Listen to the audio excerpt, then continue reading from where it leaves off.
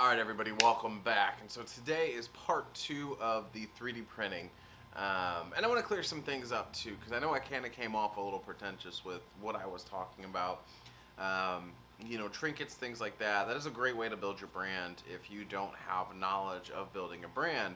And getting out to, doing craft fairs, there's absolutely nothing wrong with it. I was just trying to explain I don't do it, and it's gonna take me a little longer to build. It took me a little longer to build my brand versus some of these other folks who are doing craft fairs.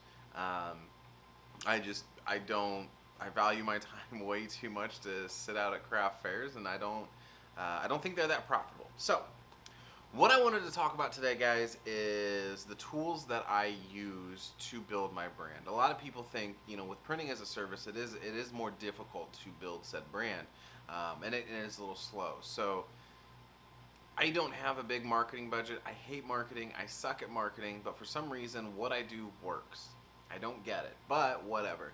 So we're gonna hop over to the old computer here, and we're gonna take a look at some of the tools that I use, from invoice collection to calculators for prints, to how I get my business. Let's move on over. Okay, so from an invoice collection and a billing, I actually do use Square. So for me, I've bounced around over the last couple of years with Square, QuickBooks, and PayPal, and Square just, it works. Obviously, I can send, I can keep track of all my customers, I can send invoices, I can send estimates, and it can all be done via email, via text. I'm a big fan of being modern in my business and being as efficient as possible. Yes, the processing fees do suck, but of course, the more quantity you do, the lower your fees are going to be. One of the things that I do like about Square, obviously, you do get a debit card, so this could be your all-in-one place for banking. I don't keep a lot of money in the Square. I typically use the Square savings accounts because they can be, you know, they're about 1.75 right now, but it's something that as you do your transactions, you can set up an auto deduct. So if you are saving 10% of your transactions and you do a $100 sale, well, $10 is going to go straight into that account, and it's 1.75. So every month you do get a little bit of interest gained on that. So that's what I like about it. The other thing I like about it is I can integrate with everything, and that's incredibly important. So QuickBooks, MailChimp. So if I had a big promotion going on, or if I started selling individual prints or individual items, I could blast that out there to all of my current customers and past customers. So we're gonna skip over this middle one.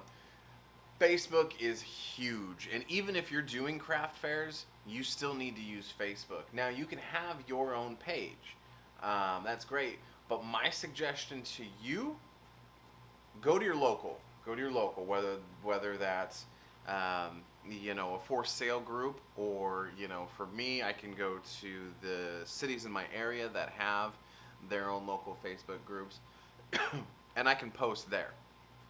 I think it's incredibly important to get the word out. I do it a lot less than I should. Obviously, running multiple businesses, it is a little difficult to do Facebook. And like I said, I suck at marketing. I'm not very good, but it works. You can post all kinds of different things. You don't even have to post your services or your parts or what you're doing.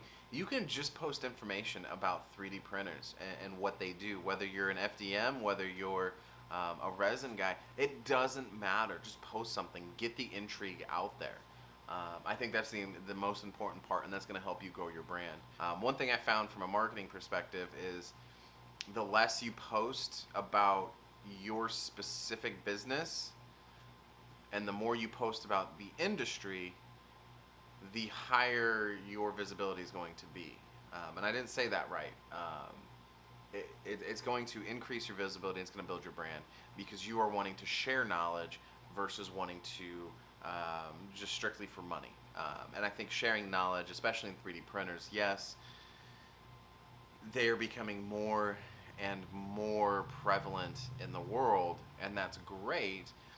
But from doing 3D printing, from doing the manufacturing side of things, it's gonna hit us. So we have to position ourselves in a way that we can survive it.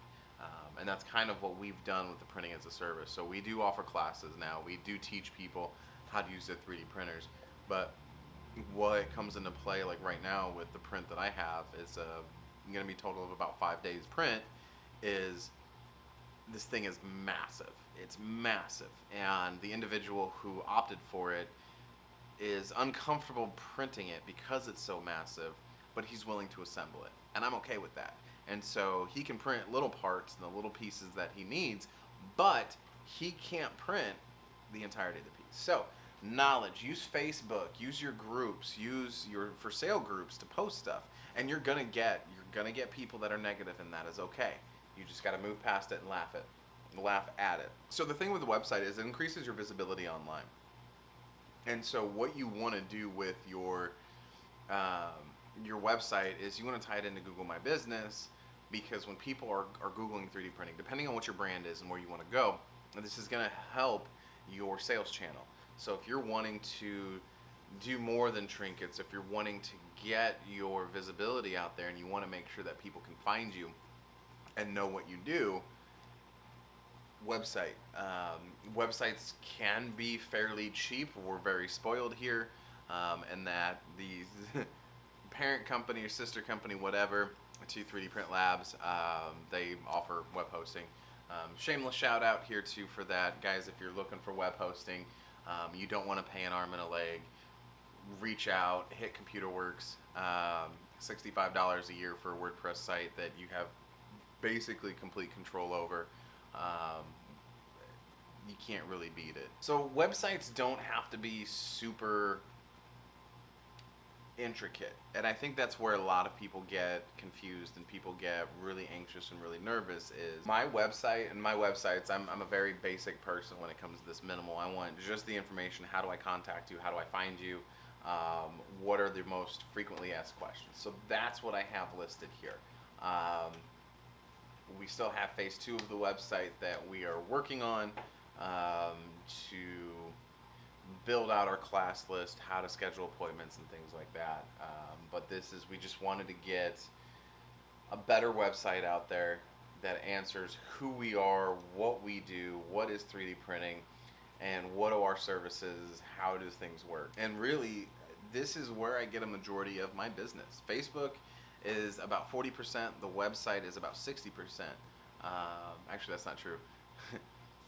It's about 59% the website, about 40% Facebook, and the rest is going to be people walking in, people seeing the products, and it's going to be referrals, which I think is fantastic, because once you tie in your Facebook, you tie in your website. The last two I want to talk about today is MakerShop's 3D print cost calculator. Now, it's not a science, it's an art. There are many different people that have many different calculators. I suggest you take a look at them and figure out what works for you. This is what I've just settled on. This is what works kind of the best for me. I do recommend using a calculator, finding something that somebody's already built for you, just because it is going to reduce error. It's going to keep consistency. And so if you have somebody that continues to come back for parts, you can show that consistency. They don't think, well, you don't know what you're doing, or you're trying to swindle me since I keep coming back.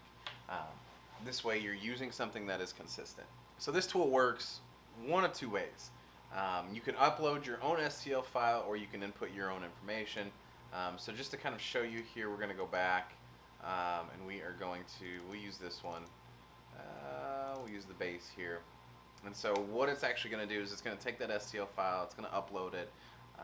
I believe, yep, it'll slice your file for you, and it'll autofill in all the information. Sometimes it does take a while. So for me, what I typically do is I go in, I slice it, because I want it to be sliced based on my printer and my printer preferences. So what we'll do is we'll slice this one, and we'll set this to the Ender 3. We'll make it flat, no supports needed. And so you're already doing this anyway, which is why I kind of go through and do it on my own. Whatever, we'll keep that the same, we'll keep that the same. We don't need supports for this, so we'll slice it. So there's all our estimates. So let's do that. There you go. Okay, so that either timed out or it failed. I don't quite know which one. But what we're going to do, we're going to do an old refresh here. So for this one, you're just going to fill out your information. So my layer height is 0.2. My infill is 0.2. My print speed, we're going to go down to 40. Estimated print time, we're going to get, when I do my calculator, my estimated print time, I typically round up. I know my printers. I know if this says 333, it's probably going to take 4 hours. And typically what I do is I also account for the warming up period, the preheating. So I'm going to do 4. Filament needed, and this is kind of why I go in here, because then I can set my adhesion type to skirt. You can take an account into your supports. So 23 grams of filament. You can do your average cost of filament, or whatever the specific filament you're using.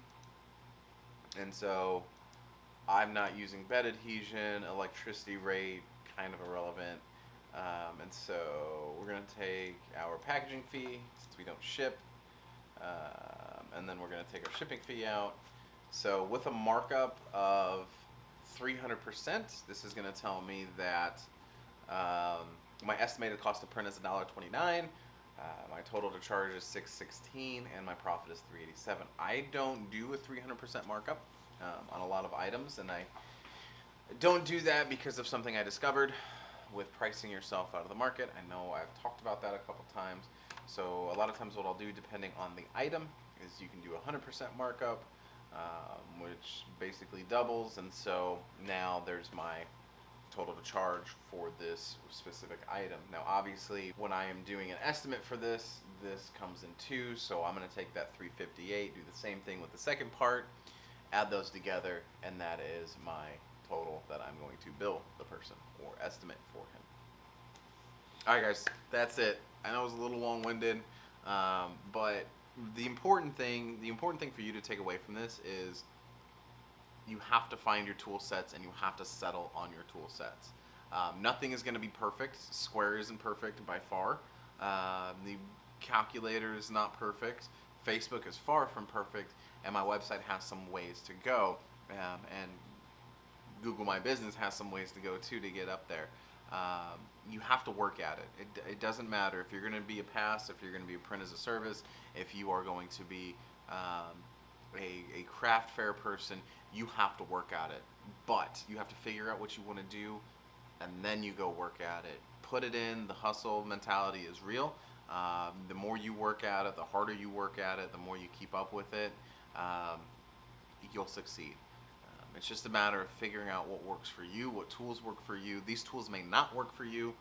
That's okay. I'm just trying to show you that, one, I do use tools, that we do use tools, and what those tools are, and it does kind of give you an idea of where to look and what to look for. If you have any other suggestions for tools, leave them in the comments.